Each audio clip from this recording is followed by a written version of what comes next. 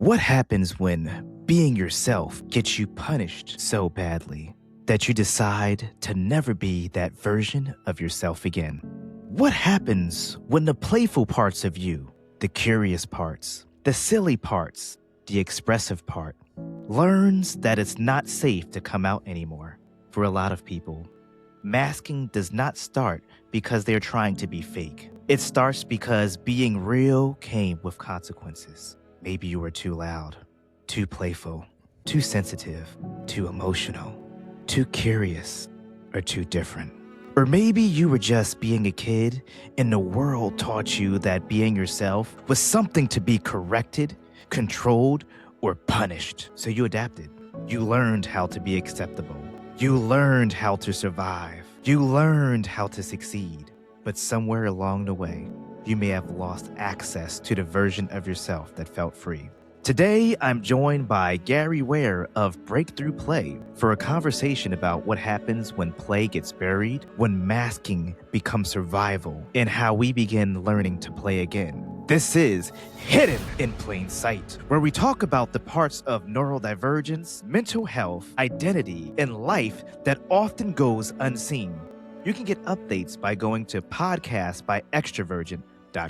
I'm Extrovergent, and today we're talking about being punished for being yourself and finding your way back. So let's get into it. Gary, thank you so much for being here today, and I am so excited and honored to have you. So I'm going to jump straight into it. So Gary, when you hear the title, Punished for Being Yourself, what part of your story comes up first? Oh, wow. Wow. We're jumping straight into it. Straight into it. The first thing that comes back is grade school. The story is it was a rainy day and I was jumping in puddles and I got soaking wet. And the school called my parents and my dad had to leave work and come take me home, get me a change of clothes and bring me back. And not only did I get in trouble at school, I got in trouble at home. And I was just being a silly kid. So when you were being a kid, it was just one of those things to where it's just a kid being a kid. And why am I getting in trouble for being a kid? That's what kids are supposed to do. We're supposed to play. We're supposed to have fun and everything. It's just a very interesting experience there. Yeah, agreed.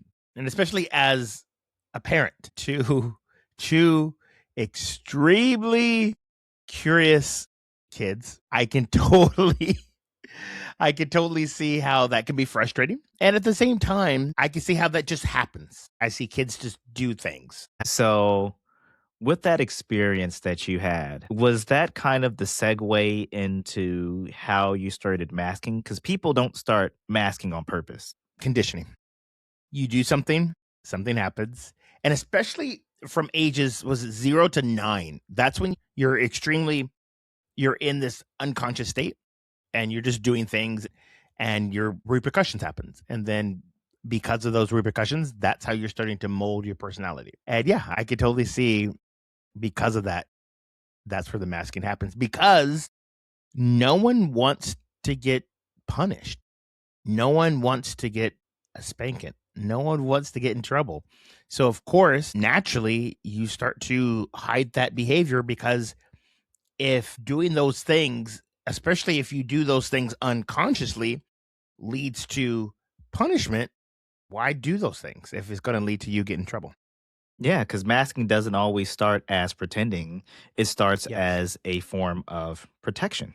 For a lot of people, something had to happen. You going to school and then knowing that you were going to get in trouble when you came home, what did that do to you? Did that shape into how you were in your later life, or how did it kind of go past that moment, or did it not go past that moment at all? Well, the interesting thing, it wasn't until like years later and hours of therapy and hundreds of dollars of therapy bills before I realized, I'm like, oh, that's just what kids do. For me, I thought I was, being sort of, that's what they say, conditioning, as in like we're some animal that is being told how to behave in a way that is appropriate, when in reality, we're just being our authentic selves.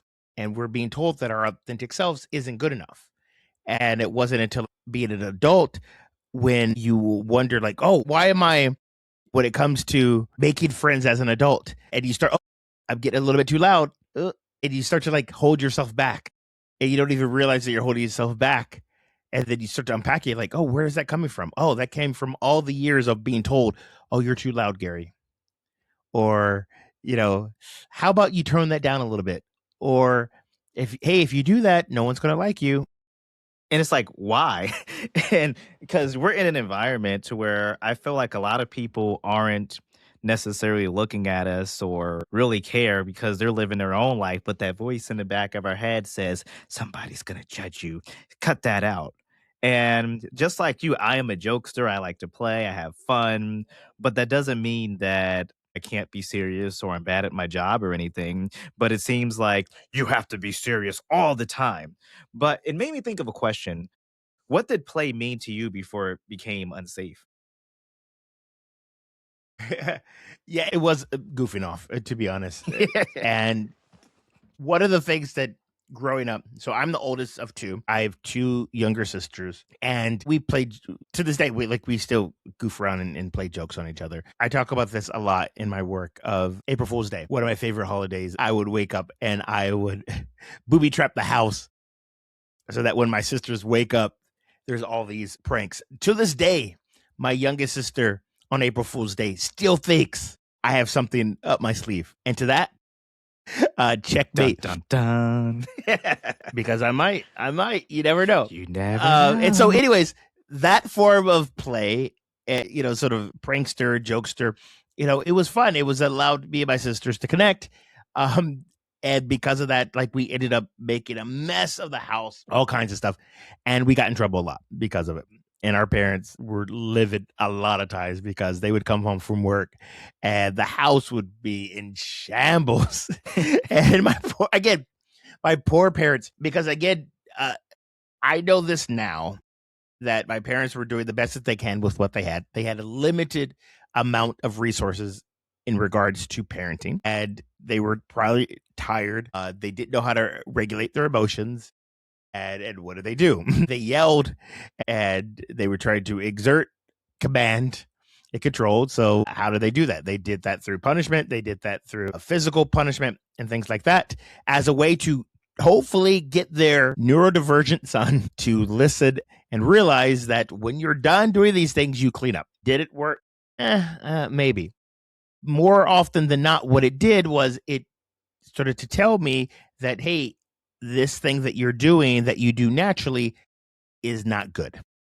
And then when play gets punished, the nervous system can learn that expression is dangerous. Exactly. But it's something that happens unconsciously. Right. So then you start to question, oh no, this is not good.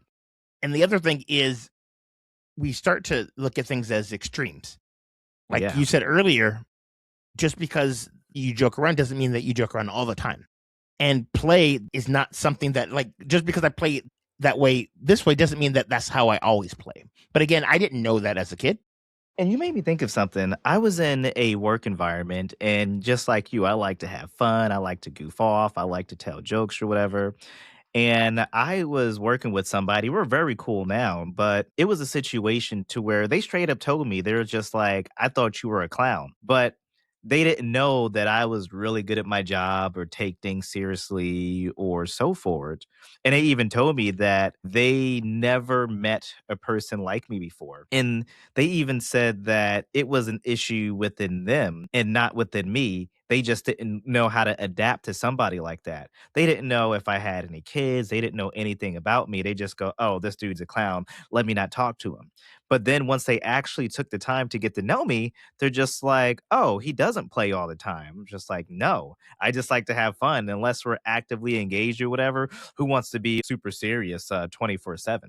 Because, playing is not just also games. It's curiosity, expression, imagination. Yes. There could be risk, but there can be connection and joy. And some people did not stop playing because they grew up. They stopped playing because being free stopped feeling safe, especially in some of the examples that you gave. So, in your opinion, what happens to a person when the playful parts of them go into hiding? Well, they suffer from what Dr. Stuart Brown calls play deprivation. I've And heard of that. that presents as burnout, that presents as overwork, And in the extremes, that can, show up as violence. Because gentleman, his name is Brian Sutton Smith, said the opposite of play isn't work. Or was it the opposite of work isn't play? The opposite of play is depression. Or vice versa. I always mess it up. But basically, play and work can go together. And it's not like, oh, I work, then I can play. You don't get rid of one so that you can have the other and whatnot. It's like, hey, look, if you cut out play, you're going to suffer. I think a lot of people have the image of we're supposed to be serious. And at the end of the day, people want to do business with somebody they can sit down and drink a beer with, It's not Agreed. There's a lot of research about that shows that too. It's not always trying to impress somebody with how smart you are. It's how you connect with them. Yes. And the thing when it comes to play, and it's something that I didn't learn until I was way older, is that when it comes to play is a very diverse spectrum. Us being like the jokesters, that's one aspect of play in a very broad sort of stroke of looking at play. Another form of play is movement. Yes. That's a form of play. Storytelling, form of play. Being competitive, form of play. Directing, form of play. Art and creativity, form of play. And if you just looked at play as like one aspect, you're going to miss so many other things. And also, where you play, the context of where you play, there's so many other things that goes into that. And so, yeah, so many different things. And it just opened my mind as I became an adult and I started studying this of like, oh my gosh, wow, we are missing out on so many things because oftentimes adults just see play as juvenile, just see play as something that just kids do. And because of that, they miss an opportunity to use play as a way, as you mentioned, to connect with each other, use play as a way to enhance their work. And you have people who pride themselves on, I don't play games. And it's just RB. Don't ask RB. Oh yeah. No, you're absolutely correct. So RB. RB worked at a movie theater. Don't ask RB what RB stood for. You'll get a 45-minute lecture on that. But nonetheless, RB is this old black guy, most playful guy I've ever met. His number one job, he's just a ticket taker at a movie theater. Loved his job. So nice, so playful. Every day I walked in, he greeted me by my name. Hello, Mr. Gary. So happy to see you. And he is so playful. He was so happy and he loved his job. His job was just taking tickets. And he was playful. That same job of just taking tickets, I would see so many other people. Hi, welcome to Regal. Theater 7. Exact same job, two different mindsets. RB saw his work as play, and as a result, got all the benefits. Connected. Time went by like that, got into a state of flow. And don't get me wrong, I'm pretty sure he had his up days and off days, and it's not like he's like a Pollyanna. Because again, you ask him why RB, like it's not like he was always happy. But again, he saw the world as a playground. And as a result, he saw us as playmates. You gave me a good perspective, too. It can also soften the mood. So a lot of people don't know this. For a short period, I was a law enforcement officer. And I guess I did use play because I would arrest some of the most violent people. And I would like, what type of music do you want to listen to? And I would have a dance party in the car right before I'm about to testify before the magistrate. And they were very nice. They were very friendly. And I would joke around with them because I didn't necessarily judge them by their allegations or anything, even to the point to where I asked somebody one time, if this was a Yelp review after the dance, how would you rate your arrest? He said 5 stars, would definitely get arrested by you again. And I didn't realize that was play until you said it now. But the connection that it makes with people can go a lot further because I had a family incident and there was one person to where I could not show up to court for a family emergency. And the person who was the defendant came up to me and said, hey, is your family doing all right? Is everything doing okay? And I'm about to testify against this person and send them to jail. But I guess because I had that connection with them, even though we weren't friends, it was a better interaction for everybody around. That's the thing with play. It allows us to connect. It lowers the mask because the science is that when you're in a playful state, it creates dopamine, oxytocin, serotonin, and endorphins. Those are the neurochemicals that allows us to focus. It allows us to feel like we belong.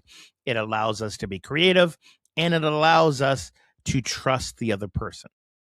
So I want to take this back before we dive deeper into the art Yeah. of play. So I'm curious, after the playful parts of you went into hiding, what version of yourself did you learn to become? Yeah, I was very serious, and I second guessed myself a lot.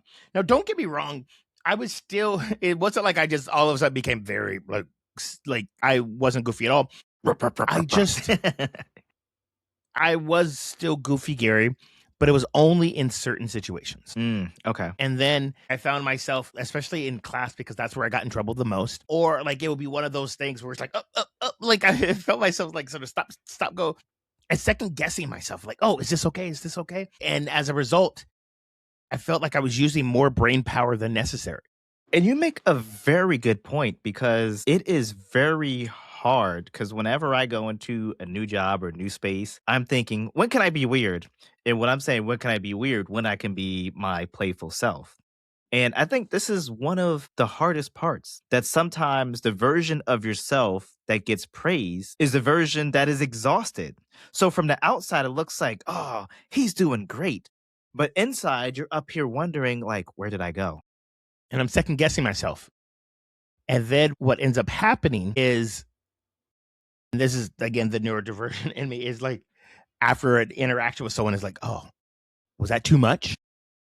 I am guilty of that. Even for people who I know that are in my immediate circle and I travel with them, we hang out, I know their families. I'm just like, did I talk too much? Did I play around too much? What did your wife think about me and so forth? And you know exactly who you are because I know they listen to this. So send me a text message once you get this. But yeah, it's just one of those things where you feel unsafe even when you're in some of the safest places. And it can be kind of hard because I'm not going to say people aren't used to it.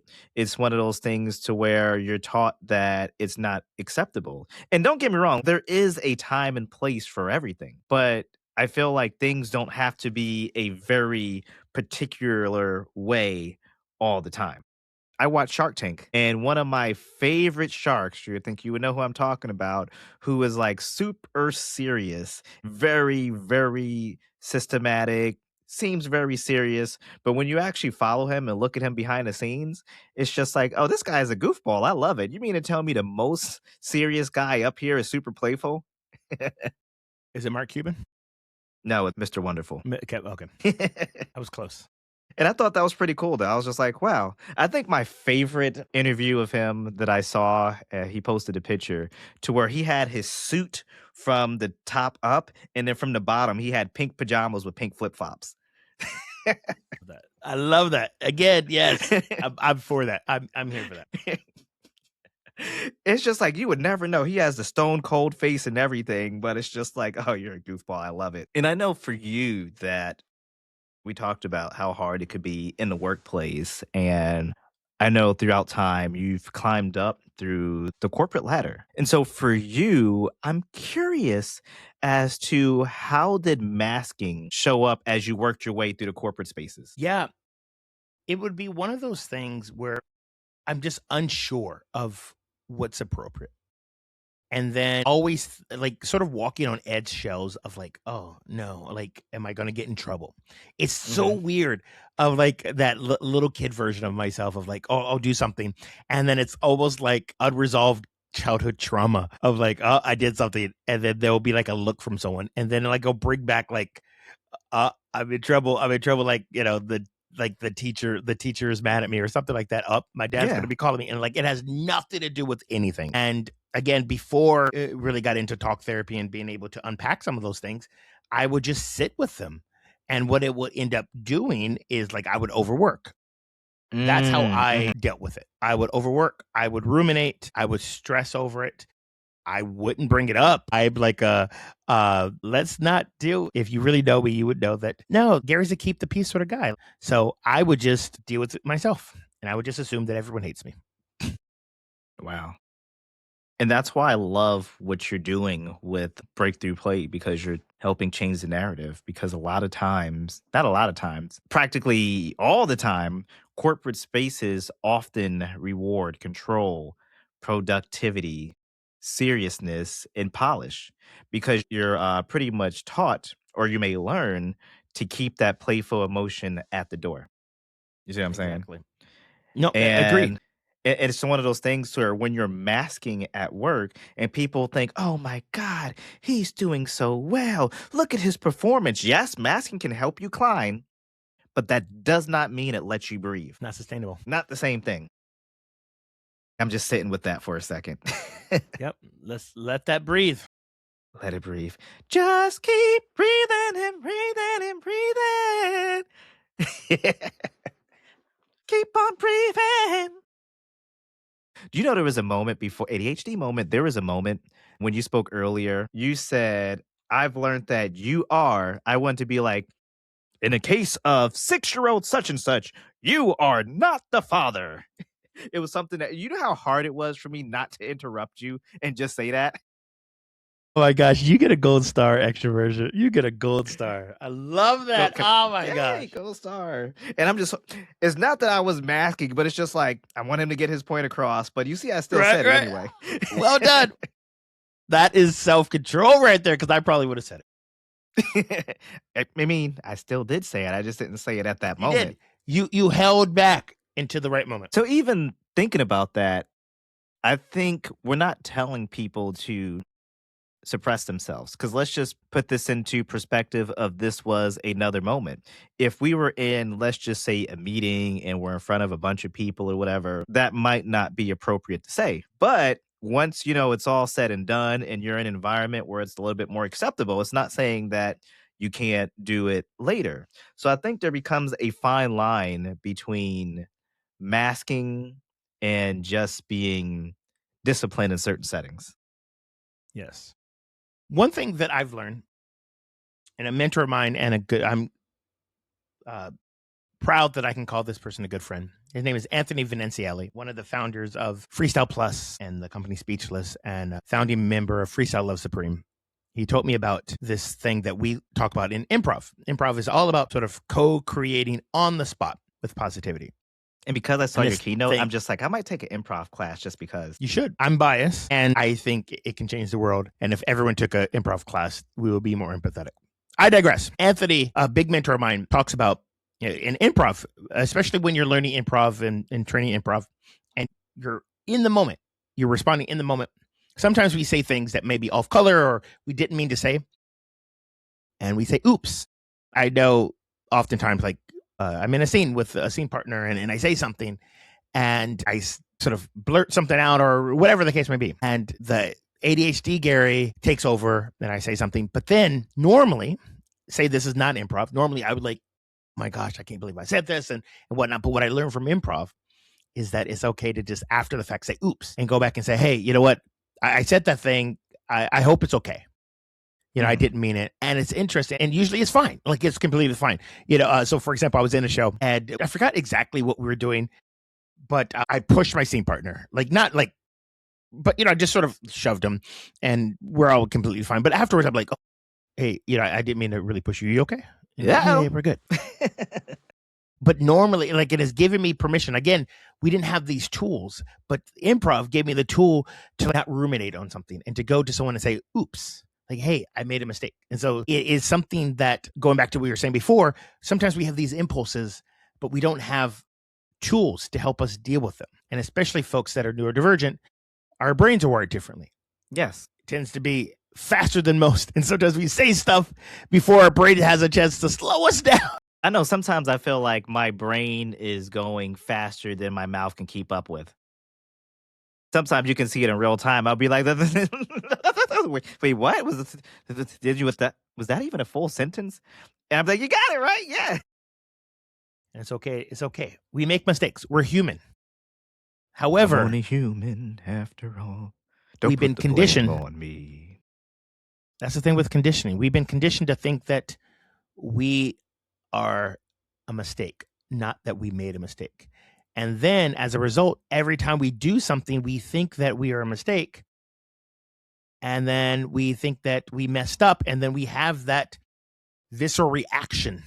And then it keeps us from connecting because we have that muscle memory back to that one time when we were in third grade and we did something dumb that is developmentally appropriate and our parents punished us for it. And we keep replaying it in our head. And now we're a 46-year-old man and it's coming back again. And then instead of actually having a human to human conversation, we ruminate and we disconnect and we mask. And you make some very good points. And the song that I was singing was Human by Rag and Bone Man. And for some of the lyrics, it really it says, I'm only human after all. I'm only human after all. Don't put the blame on me. And another part is take a look in the mirror and what do you see? Do you see it clear? Or are you deceived in what you believe? Because I'm only human. Don't put the blame on me. And as I go further down and look at the lyrics, it really connects with me. Don't ask me for my opinion. Don't ask me to lie. Then beg for forgiveness for making you cry, because I'm only human. I'm only human after all. Don't put the blame on me. So that's a song that was like, I'm only human after all. Don't put the blame on me. Don't put the blame on me. That's the song that goes with what you just said. We're only human. Don't put the blame on me.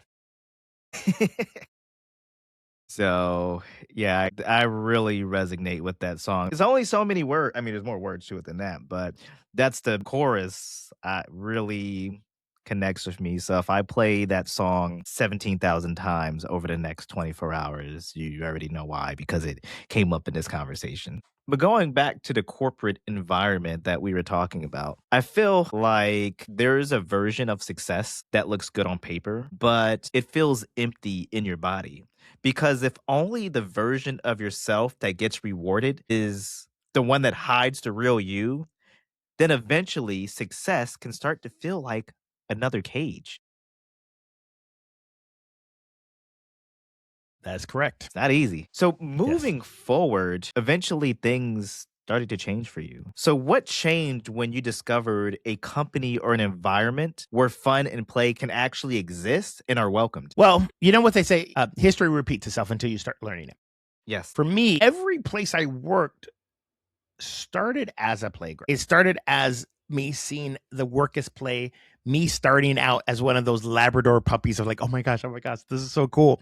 And then the conditioning starts to kick in. And then I turn it into seeing the world as a proving ground. And then I go from seeing people as playmates to see them as a competitor.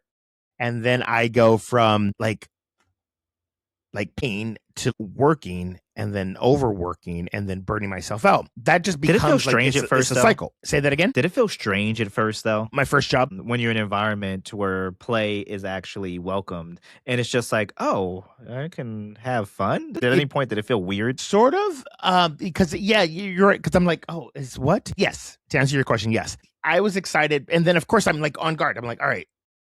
But then when everyone else is doing it, like, oh. But then there's always, like I said, that I always do something where I'm like, oh, I think I stepped over the line, and then I'm like, then I sort of go back into my shell. So for example, I've countless of these, like out of college, before I really got into my career, one of the places I worked was this company where I was a digital media encoder.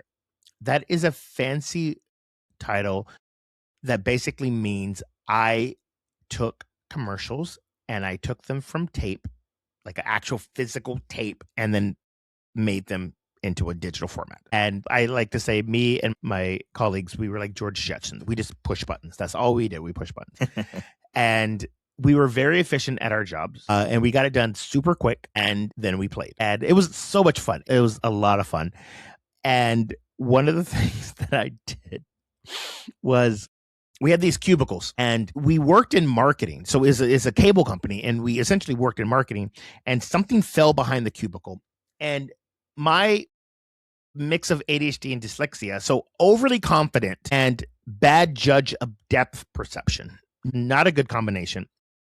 I dropped something between the cubicle and the wall. I think that I can grab it with my feet. So I say, I'm going to get it. I'm going to I'm just going to hoist myself down and I'm going to grab it with my feet and I'm going to push myself up. Well, didn't work out that well because not only did I not grab it with my feet, I get stuck. Or should you say, oops? I get, yeah, oops, right? I get stuck. And my coworkers have to help me out. Not before they snapped a photo of it. An Extrovergent. I will send you a photo of this. Fortunate for me, one thing that I am so grateful for, that I'm an elder millennial, that I live in an era before social media was really big, because yeah, that would have ended up on social for sure. So anyway, that's like one of many things of me just like I'm like, yeah, sure, why not? But again, it was crazy. And another one, now I'm further in my career. This is the job. So this is, if anything, this is like foreshadowing of what's to come. The job that essentially changed everything. My first day on the job, it is October 30th, 2008. Day before Halloween. It's this digital marketing agency. I'm employee 23. It's essentially a startup. I go in, I'm dressed in a vest. Fancy.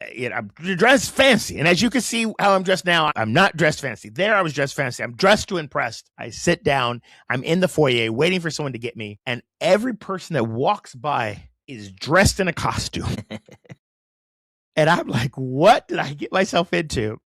Turns out it's the day before Halloween. And because half of the company lived in the Bay Area and they flew down a few times a quarter so that we could, as a team, sort of huddle up, because it was a Thursday and everyone was going back that day. That was the day that they had the team Halloween sort of bash. So everyone was dressed in costume the day before Halloween. My first day on the job. That is awesome. It definitely makes a difference. I remember there was a new job that I was starting and I was going to meet the project manager. I met the project manager and he's just like, I'm going to be the guy with the Grinch hat on. I'm just like, wait, can you do that? And he was very approachable or whatever. It's just like, this is a very professional environment. The guy with the Grinch hat, is that right? But is there really anything wrong with it? You know, he was very good at his job. He definitely took care of us. And I do check in with him from time to time, even though I haven't worked there in years. The other job, it was one of those things where we played.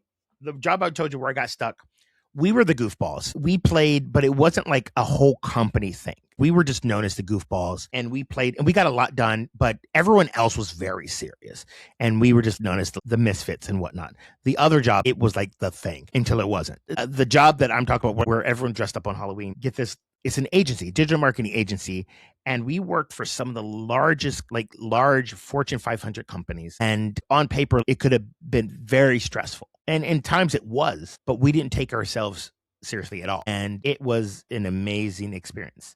And we had an amazing time and we learned a lot and we had each other's back. And we had some clients that essentially were not nice at all. And we would do a thing called client bingo when we had this client that was so mean. I mean, so mean. This is, again, pre-Zoom. We would be on these conference calls in a conference room, sitting around one of those telecom phones. The client berating us over something that was essentially their fault, but we're just like, taking it. And we all had a bingo sheet of all of their buzzwords that they would say. And if we got a blackout after the call, we would go to the bar and we would take shots as a way to celebrate getting through that call. And so it was one of those things, like we had each other's back and we goofed around. And it was one of those things where now in my career, when I talk about play and whatnot, a lot of times I tell companies, don't go get a foosball table to have a foosball table. We had a foosball table. Don't go get like a beer fridge to have a beer fridge. Don't like go have one of those happy hour things. We had all those things, but the difference was we were allowed to do those things. Most companies do it and it's more of, hey, we want to look cool, but no one does it because if you did it, it would look a certain way. We had the psychological safety where, yes, you did those things and it was okay. But guess what? When we got, and this is the thing with play, is that we instinctively did those things until we had to, quote unquote, grow up. And then we weren't allowed to. Then we weren't allowed to play anymore. You made me think about something to where being a retired Army sergeant, we played a lot we played in basic training, we played in the field and everything. But at the end of the day, I will support and defend the Constitution of the United States against all enemies, foreign and domestic. We're doing serious work. Like I've been on combat tours and everything too. And I was overseas at the same time, even though it was serious, having the time of our lives. Yes, we were getting mortared and other stuff and so forth, but we still had fun. And I think being able to have that ability to like play and then have fun is what made something super serious and something Yes. that can even be traumatizing a lot easier to bear because I feel like playing is what helped me come home. Yes.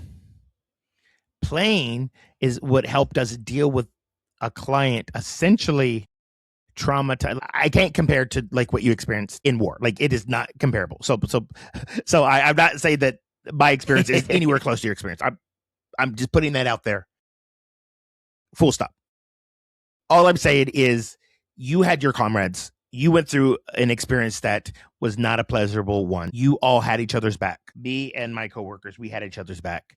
It was not a pleasurable one at all. And the art of the fact that we played and we didn't take ourselves seriously is what allowed us to get through it. And the science shows that because we play is because we're able to get through it, is because folks that there's a thing called post-traumatic growth. Two people can go through the same traumatic experience. One person who, like you said, very playful and whatnot, can go through that experience and not have the nightmares and stuff like that. They're able to get through it. Another person is debilitated. Same experience, two different people, two different results. I would say too, being a law enforcement officer, I've seen and done things that the human eye should never see or people should never experience. And we used to have fun. And we used to goof off and everything. If you knew how silly and goofy most cops are, you probably would not listen to them. But it kind of helped make things a lot easier. And I think one of the most emotional parts of healing is realizing that the part of you thought was gone was never actually gone. It was waiting for a place to feel safe enough to come back out.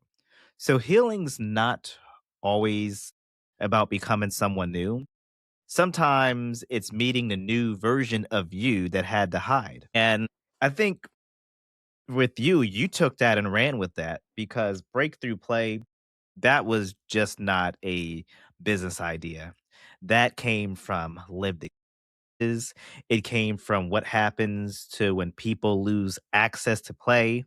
And it's a way to help people, reconnect and basically reconnect with creativity. So, Yes. how did your personal journey lead to the creation of Breakthrough Play? It was an improv class. So I'm at this agency, digital marketing agency. As I mentioned, at this point now, we're in the transition of growing up, quote unquote, growing up. Now it's 4 years later. I'm a director. I have Big staff cheese. under me. Yeah. And I wanted to get better at public speaking. I did Toastmasters and I wanted something else. Toastmasters just wasn't my jam. It was a good start, but I wanted something else. And someone said, hey, why don't you take improv? And I had never taken improv. I didn't have a background in theater. And I decided, sure, why not? I was very hesitant because, again, just like play, I saw like improv as like what most people see improv, like, oh, like stand-up comedy. Well, I'm not trying to be a comedian. I just want to be able to get on stage and deliver a talk without feeling like I'm going to crap my pants. But I took that class and it was amazing. And I have to think, because I have this belief that when someone steps up and change your life, you have to give them props. And even if they just come in for just a brief moment and then they disappear forever, it was just meant to be. And so Mike McFarland, if you ever hear this, just know that you are an amazing human, and I love you so much because he was my level 1 improv teacher, and it was at a small theater in San Diego where I currently live called National Comedy Theater. And at the time in San Diego, that was the only place you can learn improv. So I signed up, almost didn't go, but I'm glad that I went because for 2 hours we played these silly games. It was so silly, these wacky games. but we were learning these improv techniques that would enable us to be able to co-create on a stage without a script. And a few things happened. The first thing, I was experiencing joy, and I haven't experienced joy like that in a long time. Matter of fact, when I went home, my wife thought I was drunk. I was not drunk. I considered it. I considered going to get a drink. There's, matter of fact, a bar right by the theater.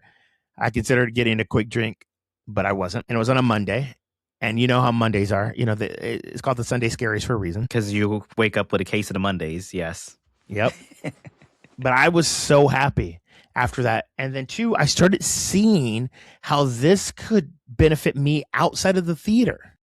My mentor was right. Yes, this is great. And so I started bringing these games to my team. We started playing these silly improv games.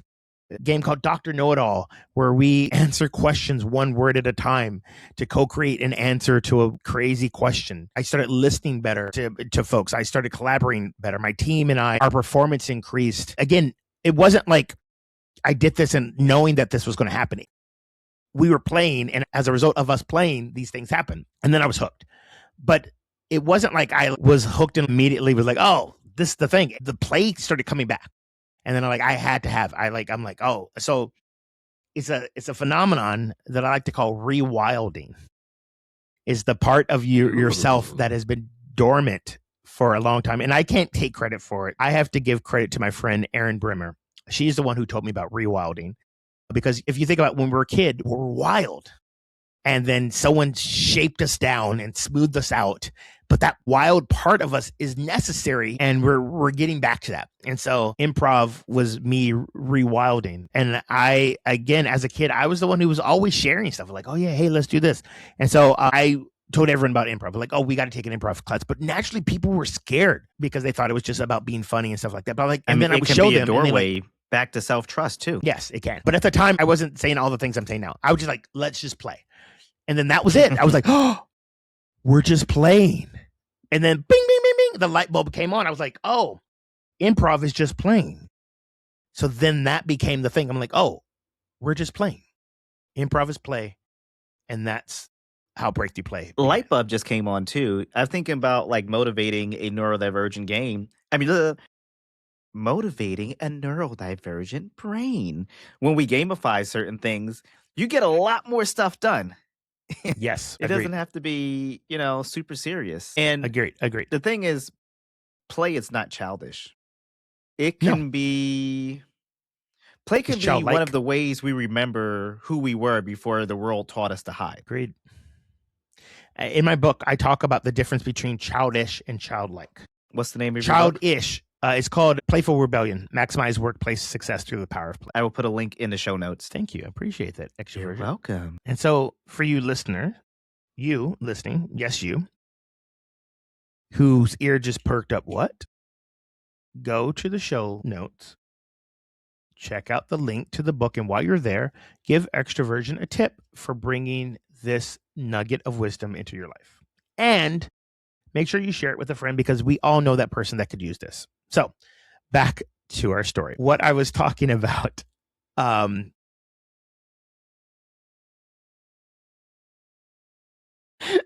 course, I forgot. Anyways, ADHD moment.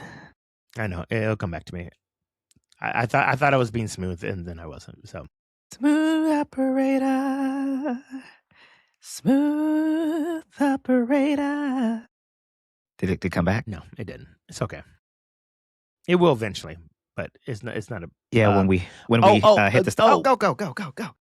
Yeah. So as far as ADHD and play and gamifying things is, it lights us up, and it is it is not there.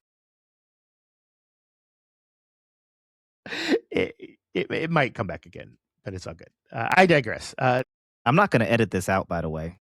I know we need all of this, like all the rough spots. All of it just needs to be there. Now, the person what did you say earlier? I'm trying to remember about the person who really before that, the person with improv that really motivated you. What was your message to them again? Like as far as something about recognizing them, what did you say? I'm trying to remember. What about them? What was the message that you say about recognizing them for how they helped you and changed your life? Well, yeah, Mike McFarland. Mm-hmm. Yeah, he's the person that helped me rediscover my play. I'm trying to remember. It's just I wish I could just go back and read what's happening as it went on. But I know, right? if I remember correctly, you said something along the lines of if somebody has been a part of your life or helped you out, you Oh, that's the thing. Like, yeah, because sometimes people come into your life for a brief moment and they're like a conduit. And then they help you unlock something. You got to acknowledge them. And in that moment, you don't realize that they're there for something until like after it happens. So in that moment, when I met Mike, I had no idea he was going to be the person that was going to unlock the most amazing joy of my life that is going to send me on this crazy rabbit of a journey over the next like 15 plus years. And it's like what Steve Jobs said, that you can only connect the dots by looking backwards. I remember why I said that. You said you have to acknowledge them. Gary, Yes. I acknowledge you. And you you, are Extrovergent. an amazing human. And I love you for that. Platonically, not the other type of play. It's all good. If you did, it doesn't matter. Because I am connected to another group that is all about ethical non-monogamy. Okay. Not that we either of us are part of that, but I'm not supportive of all groups. Anyways, I digress. See, again, oops. Uh-oh. You say oops. I like my uh-oh a lot better. That's what it's uh-oh. All right. See, Thank what's you. gonna happen? See, there we go. That is someone is about to say something nice about me. Let me do something to divert their attention so that they don't say something nice. All right, go ahead. You know what's gonna happen is the week is gonna go on and I'm gonna say something and I'm gonna get tongue-tied and I'm gonna go, uh-oh, and I'm gonna go, damn it, Gary. You're welcome. Thank you. So what do you think people misunderstand about play? Well, we mentioned that most folks think it is just for kids. The other thing is that most folks misunderstand that we are wired for play. If you look at mammals out in the wild, Extrovergent, would you agree that they only do what is necessary for survival? Like take a bear, for example. A bear in the wild, right? A bear only does what is necessary for survival, right? Yeah. A bear plays. A bear in the wild will play. Is that why you see a bear in somebody's pool? Because I saw a video on somebody's Ring camera. It's just taking a swim, just playing in the pool. And it's just like, is there a bear at my house just playing in my pool? Yes. Because when you're in a play-like state, you're very present. You're not in that hyper-vigilant state, which means that you could be killed because you're not in that fight, flight, or freeze sort of situation. But that bear in that moment knows that it is necessary for nervous system regulation. Kind of like when you see them chasing each other at the zoo or whatever. Yes, exactly. Or it took a moment. You can find this on YouTube. There's a polar bear in the wild and it's approaching these huskies. And this polar bear looks like it hasn't eaten in days. And you think, oh, that polar bear is going to maul those dogs. Feed me. Right? And the dogs go down into what is called a play bow. It's a universal sign for let's play. And the bear gets the message. And the bear and the dogs get into this very poetic looking, like almost look like a dance sort of thing. And they're playing. The bear could have killed and eaten the dog. But the bear knew that was more important in that moment. And that is one of the things that us humans overlook when it comes to play, that it is necessary. So you made me think of something. Some people master survive so they don't play, and then you can also play to survive. Yes. It's a paradox because we cannot play if we don't feel safe. Because if you're in fight, flight, or freeze, your limbic system has taken over your survival system, which means that you are not capable of playing because the blood has gone away from the areas of your body that would enable you to play, and it is in the area of survival. And I'm not even going to get to the neuroscience of the ADHD brain with that and what's going on in the limbic system. So now add that on top of that, that's a whole nother ballgame. Yep. And to get that out of that, play get you out of that. So the thing about play is it doesn't have to be loud or childish. It doesn't have to be public. It can be something simple. So I remember what I was going to say earlier. Oh my gosh. Do it. The difference between childlike and childish. Childish is throwing a tantrum, is being stingy, is like biting, all those things. That's childish. Childlike is being creative. Childlike is being curious. Childlike is a state of wonder. We should adapt more childlike qualities. That's what I was going to say earlier before I got distracted. Anyways. And I think of the innocence of a child too. Yes. That innocence before it got taken away from us. Yes, I agree. The world robs you of your joy. Yep. Because joy, that's another one. Joy is something, and I am very intentional with my words. A lot of folks say, oh, happiness. Happiness is great. Love and happiness. Joy is the real thing. Joy, my sort of thing that I look at, happiness is dependent on something. I got a new car. It made me happy. Joy is intrinsic. I felt joy. You can feel joy even though you're not necessarily in the most pleasurable of situations. Take, for example, a good friend of mine. His name is Tommy. He is on my improv team, and I've known Tommy, for a good 10 plus years. Wow. Hi, Tommy. And Tommy is an inspiration of mine. He's reinvented himself numerous times. And currently, his current reinvention is Tommy's a runner. And he ran an ultra marathon recently, and he's inspiring others to run. And running is not necessarily the most, yes, folks talk about the runner's high and stuff like that, but it's not every mile is not the best. But when you finish, you feel joy. That's why joy is the thing that we're chasing after. That's deep. We can always look for joy. So joy. I'm snapping my More fingers joy, snap, snap, snap, snap, snap, snap, snap, snap, snap. Yes, please. More joy, please. So when it comes to play, I'm not saying that you should force yourself to, play or anything. The goal is not force. The goal is to build safety with yourself. So for someone who wants to learn to play again, where do they start? So the typical Gary would say, well, in the words of Dr. Stuart Brown, the first thing that you need to do is take a play history. Look at how you used to play or not play when you were a kid. What are the things that you did that you would do regardless when time would just go by, and analyze that, and how can you remix it as an adult? That is true. Because that is a great place to start. Because if you did it at under 12 and it was something that you did that brought you joy, that you could do for hours, regardless of the outcome, that is a good place to start. Now, here's the other thing. As I mentioned before, when you're in a state of stress, it is very challenging to do play. So my new thing, this is new. This is the first time right here on Extrovergent podcast right now. First time I'm mentioning this here on the Hidden in Plain Sight podcast. First time Gary Ware BreakThrough plays mentioning this. I want you to rest because you cannot pour from an empty cup. You cannot play if you're in a state of stress. Probably the reason why you're not able to play is, yes, you probably don't know that you do play or you have the capacity to play, but I bet you have too much going on. And I'm going to tease something. I'm going to give you a little teaser. We need to work on subtraction. We need to not work on addition. And I say tease because I'm not at liberty to say any more than that. So I don't want you to play. I want you to subtract. And let's start with rest. Some people think you should just keep going, keep yourself busy. For me, and I've mentioned this on another episode, or maybe I didn't. I talked about the story, but I don't know if I got this deep into it. It was a work environment, and I was masking so freaking hard to the point to where I burned myself out bad.